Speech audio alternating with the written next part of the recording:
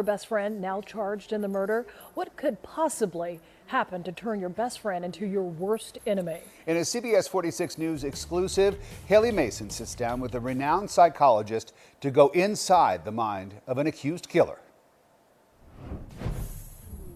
This is a story that most of us just can't understand. It's really hard to wrap your head around it. The depths of human deception can be staggering, a harsh reminder that our perception is limited to what our eyes can see. Trust, a fragile and delicate entity, is the foundation upon which relationships are built, and when it's shattered, the consequences can be devastating. Being betrayed is not a reflection of naivety, but rather a testament to the goodness in our hearts, a willingness to see the best in others, even when they may not deserve it. It's a painful lesson to learn that our trust can be exploited, that the people we hold closest can turn against us, and that the consequences can be fatal. The tragic story of Alexis Crawford is a haunting reminder of the darkness that can lurk beneath the surface of even the most seemingly innocent relationships.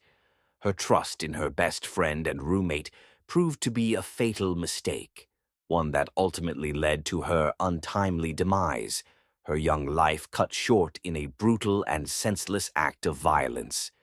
The questions that surround her death are numerous, and the motives behind such a heinous act are still shrouded in mystery.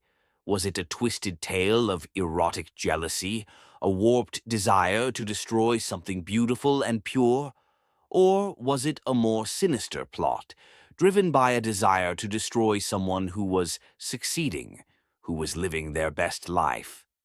As we delve deeper into the story of Alexis Crawford, we are forced to confront the darkest aspects of human nature, the evil that can masquerade as friendship and loyalty. The justice system, slow to act, seems to be moving at a glacial pace, leaving us with more questions than answers. What secrets lie hidden, waiting to be uncovered? What lies beneath the surface of this tragic tale? And what can we learn from the senseless death of a young woman who had her whole life ahead of her? The only way to find out is to stay with me, to embark on a journey into the heart of darkness, and to uncover the truth behind the tragic story of Alexis Crawford. So, let's take a step into the unknown and see where the truth leads us. A warm welcome to True Crime Family Stories. We're excited to have you join us as we delve into the darkest corners of human nature, exploring the most shocking true crime stories from around the world. To stay up to date on our latest episodes, please subscribe to our channel and hit the notification bell. We'd also love to hear from you. Let us know in the comments where you're watching from, as we might just be covering a crime from your city or neighborhood next. Your support means a lot to us, and we appreciate your feedback in helping us create more content that resonates with our audience. The young couple accused of killing a Clark Atlanta student faced the death penalty tonight.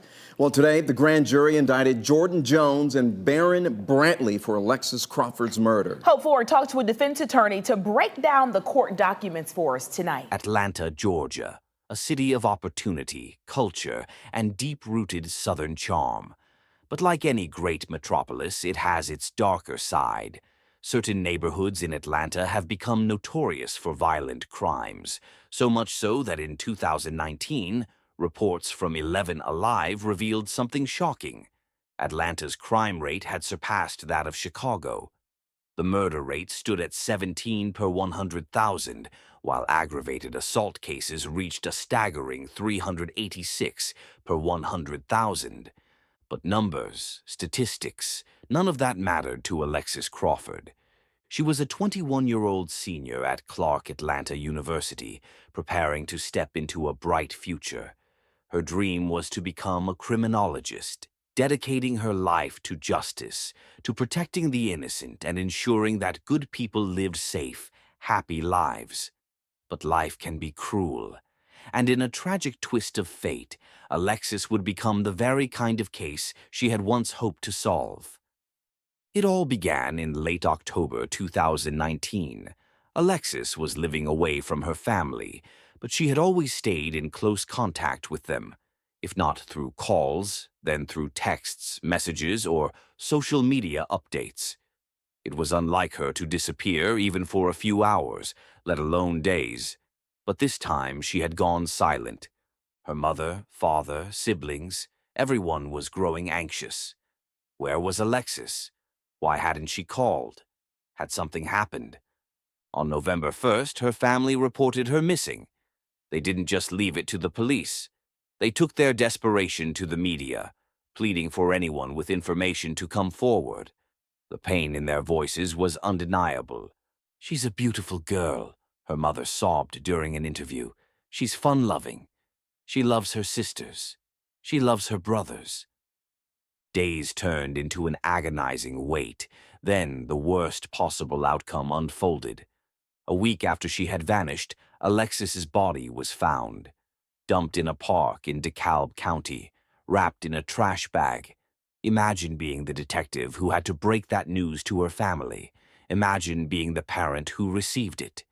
At Clark Atlanta University, students were gripped with fear.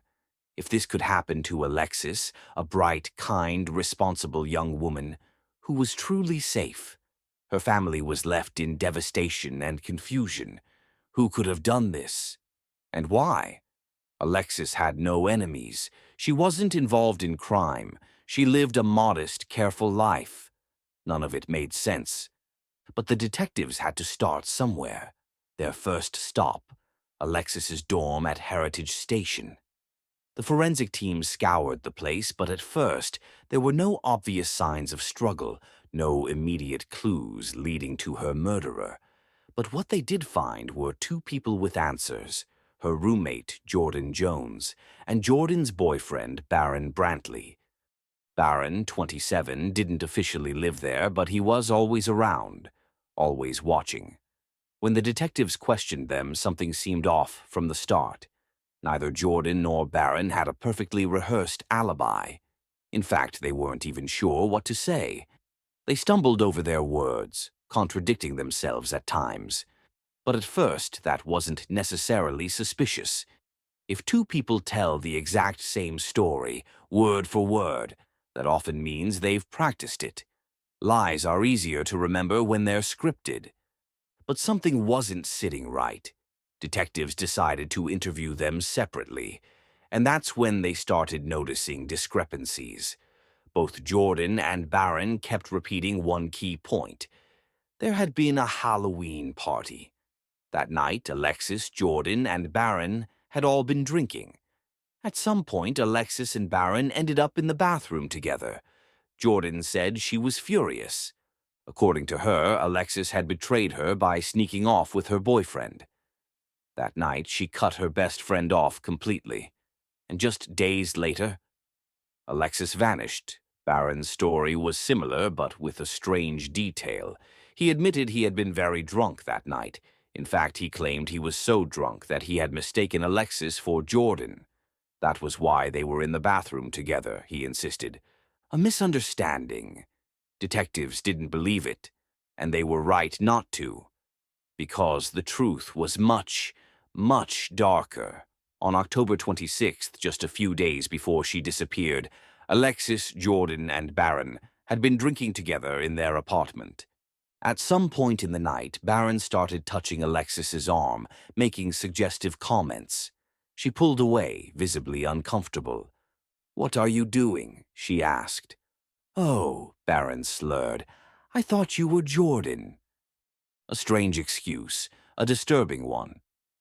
A few minutes later, Alexis got up from the couch and went to the bathroom, and Barron followed. What happened next is the kind of horror that no one should ever have to endure. Barron forced himself onto Alexis. The attack was so brutal, so traumatic, that her body shut down. She blacked out. When she woke up the next morning, she knew something was wrong. Not the usual grogginess after a night of drinking. This was something deeper. A gut-wrenching, sickening feeling in her bones. She rushed to the hospital and requested an SA kit. And her worst fears were confirmed. Barron had assaulted her. But Alexis wasn't going to stay silent. The very next day, she reported him to the police. There was an official record of her complaint. But what she didn't know, what no one could have predicted, was that the person who should have protected her, the person she called her best friend, would betray her in the worst possible way. Jordan didn't believe her. Alexis had trusted Jordan with her life. They had been inseparable since freshman year. Jordan had spent holidays with Alexis's family and had been welcomed into their home with open arms. But when Alexis told Jordan what Barron had done, Jordan didn't side with her. She sided with him. She accused Alexis of lying, of trying to steal her boyfriend. She turned on her completely. Imagine how that must have felt. In just 24 hours, Alexis lost not only her sense of safety, but also her closest friend. And worse, she was still trapped. Jordan was her roommate. Barron still visited. She had nowhere to go, no way to escape the nightmare that was unfolding. Then, 3 days later, everything exploded. Jordan and Alexis got into a fight. Maybe Alexis had confronted her. Maybe Jordan had finally snapped. But words turned to fists, and then Barron joined in. Together, they overpowered Alexis. And when she fought back, they silenced her with a trash bag, the very same kind they later used to dispose of her body. For days, they acted as if nothing had happened. They lied. They covered their tracks. But no lie lasts forever. After relentless interrogations, after the evidence began stacking up against them, Jordan and Barron confessed. They led detectives to the park where they had discarded Alexis like she was nothing. But Alexis Crawford was not nothing. She was a daughter, a sister, a friend, a young woman with dreams, a future stolen far too soon, and she deserved better. Don't forget to like this video and subscribe to this channel as a means of encouraging us. Thank you as you do so. The arrest warrant for Barron Brantley made it clear he had been directly involved in the attack. According to police, he used his hands to strangle the victim until she was no longer breathing. Jordan Jones, on the other hand, took a black trash bag and suffocated her until the horrific act was complete. This was supposed to be Alexis's best friend. But instead of protecting her, Jordan helped end her life. What happened next was just as disturbing. With no hesitation, Barron and Jordan stuffed Alexis's lifeless body into a trash bag. They drove to Exchange Park in Decatur, Georgia, where they discarded her remains as if she were nothing more than garbage. In Jordan's mind, this was justified. Alexis had accused Barron of something unthinkable, something she had proof of. A rape kit, an official report. But Jordan didn't want to believe it. Maybe it was easier to erase Alexis from existence than to confront the monster she was dating. There's no excuse, though. Both she and Barron did the unimaginable, and now Alexis's family is left to carry this grief forever. On November 8th, Barron Brantley confessed. The next day, Jordan was arrested and charged with first-degree murder. Atlanta Police Chief Erica Shields broke the news to the public, confirming what many feared. Alexis's case had reached its most heartbreaking conclusion. The trials should have been straightforward. After all, both Barron and Jordan had confessed. But as expected, their defense attorneys did what they were paid to do: fight for their client's freedom. The courtroom became a battleground, not for justice, but for lighter sentences. When asked why she had placed a plastic bag over Alexis's head, Jordan couldn't even answer. It was predictable. As soon as the charges were filed, Barron and Jordan turned on each other. Whatever twisted love they shared was gone. Now they were pointing fingers, each claiming they had no choice, that the other was the real murderer. Their testimonies only highlighted how senseless and tragic Alexis's death had been. But the evidence told the real story. Alexis had accused Barron of assaulting her just 4 days before she was killed. DNA from the rape kit confirmed it. Yet Jordan, despite knowing this, still let him stay in their apartment. She even snuck him in after Alexis had gone to the hospital that morning. He hid in her room until the night of October 30th, when everything spiraled into horror. Alexis, already afraid and betrayed, was trapped with her attacker. Barron made sure to cover his tracks. He scrubbed away any trace of what had happened in that apartment. This is why investigators initially found nothing. But when forensic teams went back with luminol, they uncovered the dark truth. Evidence of the attack, of the murder, all hidden beneath the surface. As if that wasn't disturbing enough, after killing Alexis, Barron and Jordan didn't flee in a panic. They took a nap. Then they went to a Halloween party. The coldness of it all made it clear there was no remorse. Both were charged with murder and denied bond. They tried to appeal, but the court refused.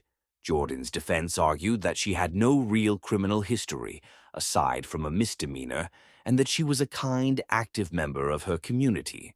But the prosecution had receipts.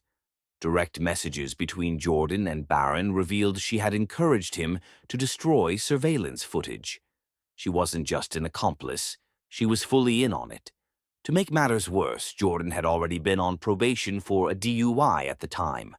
Alexis's parents fought against Jordan's request for bond, and thankfully it was denied. Now, with the overwhelming evidence against them, it's only a matter of time before both Jordan and Barron are sentenced. Their confessions, the forensic proof, and their actions after the murder leave little doubt. They aren't walking free, but no sentence will undo what they did. Alexis's family is left grieving a loss that is impossible to comprehend.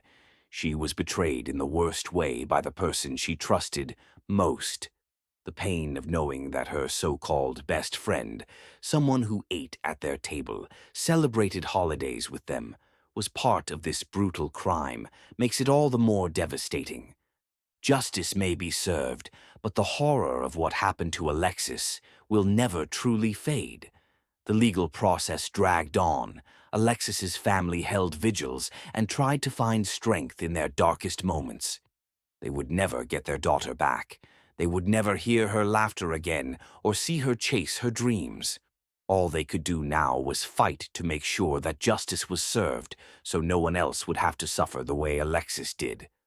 But something strange happened. The case against Barron Brantley and Jordan Jones took an unexpected turn when a judge ruled that Brantley's confession could not be used against him in court. Just when it seemed that justice would be swift, the legal system threw a wrench into the prosecution's case. On January 27th, Judge Belinda Edwards delivered a decision that changed everything. Brantley's confession was inadmissible. The issue had first been raised in May 2022, leading to a re-indictment in June of the following year. The judge's reasoning was simple but devastating for the prosecution. Brantley had not been in the right state of mind to provide a voluntary and informed confession. There was strong reason to believe he had been under the influence of drugs at the time. Officers had failed to ask him whether he was intoxicated or when he had last used substances, despite the fact that he had admitted to being a drug user. His erratic behavior during the interrogation, asking officers for a hug, chain-smoking, and barely managing to stand upright, strongly suggested that he had not been sober enough to understand his rights or the consequences of waiving them. But what truly sealed the ruling was the way detectives had spoken to him. Judge Edwards noted that they had implied Brantley's admission, coupled with a show of remorse, might lead to a lesser punishment. This, according to the law, rendered the confession involuntary. A confession must be made freely, without any promise of benefit. By suggesting that confessing could work in his favor, investigators had given Brantley hope of a lighter sentence, enough to have the statement thrown out entirely. Still, even without Brantley's confession, the evidence against him and Jordan remained overwhelming. A detective who testified at a preliminary hearing in 2019 recounted what Brantley had initially told them, that he had strangled Alexis Crawford while she struggled for breath, her sounds of agony filling the room. Jordan had then taken a plastic bag and placed it over her best friend's head, sealing her fate. Though Brantley's direct confession could no longer be used in court, the horrifying details of Alexis's murder were already well documented. In response to the judge's decision, the prosecution wasted no time filing an appeal with the Georgia Supreme Court on February 17th. But as of now, it had not yet appeared on the court's docket. The delay added another frustrating obstacle to a case already dragging on far too long. It also led to Brantley's defense team filing a new request for bond. The motion was submitted on February 27th, with a bond hearing scheduled for Friday. But at the last minute on March 8th, Brantley's attorney filed for a continuance, citing a scheduling conflict with another active trial. The defense requested March 24th as the new date, but whether or not the hearing would actually take place remained uncertain. Meanwhile, it was unclear if or when the Georgia Supreme Court would even consider the prosecution's appeal. While the confession ruling had complicated matters, the prosecution had secured one crucial victory. On February 6th, the court granted their motion to admit hearsay evidence at trial. This decision allowed prosecutors to present evidence of what had led to Alexis's murder in the first place, her accusation of rape against Brantley. The prosecution's theory was chilling. They argued that Jordan, rather than supporting her best friend, had instead tried to convince Alexis to drop the rape allegation. But Alexis refused. She wouldn't back down, wouldn't let Brantley walk free after what he had done to her. And that, prosecutors claimed, was why she was killed. Jordan and Barron saw her as a problem that needed to be eliminated. Together, they ended her life, dumped her body in the woods, and spent days covering their tracks with lies and deception. Despite the legal maneuvering and delays, the truth of what had happened to Alexis Crawford could not be erased. Jordan Jones, the person Alexis had once trusted most, had played a role in her brutal murder. And though the road to justice was now longer than anyone had expected, A young couple accused of killing a Clark Atlanta student faced the death penalty tonight. Well, today, the grand jury indicted Jordan Jones and Barron Brantley for Alexis Crawford's murder. Hope Ford talked to a defense attorney to break down the court documents for us tonight. Yes, so investigators say the two suffocated Crawford with a trash bag, then dumped her body 5 days after Crawford reported Brantley sexually assaulted her. And in addition to 6 other charges, Brantley was indicted for sodomy. Alexis's family remained steadfast, waiting for the day when both of her killers would finally pay for what they had done. This is a story that will leave you breathless, speechless, and heartbroken, a testament to the darkest aspects of human nature and the devastating consequences of abuse, trauma, and betrayal. Through the tragic story of Alexis Crawford, we are forced to confront the harsh realities of a world where trust can be a fatal flaw, and the importance of seeking justice and accountability for those who have been victimized by the very people they trusted. If you haven't already, like this video and share it with someone who needs to hear Alexis's story. Subscribe for more true crime stories that uncover the truth and seek justice. Thanks for watching till the end, and we'll see you in our next true crime story. If this chilling story sent shivers down your spine, make sure to share the video, subscribe to the channel for more true crime stories. Don't forget to hit the notification bell to ensure you never miss a new video.